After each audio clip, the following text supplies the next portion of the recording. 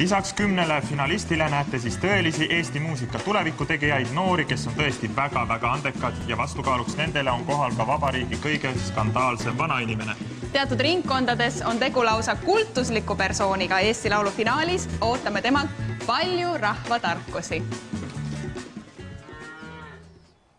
Pesa, tule siia, teeme selle Eesti Laulu ära, tule.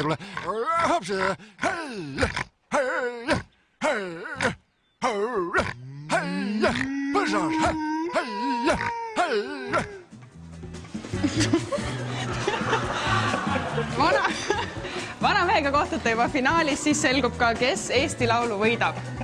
Võitjad ootavad Kopenhaagen ja Eurovisiooni lauluvõistlus. Rääkides Eurovisioonist pöördusime taas kord ekspertide poole. Nädal tagasi said nad ülesandeks uurida, kas Eesti Laulul tuntud kogunud lood on kõik tegelikult 4 akordiga ette mängitavad. Sel nädalal palusime analüüsi välismaiste euroviiside suhtes. Tulemus on šokeeriv.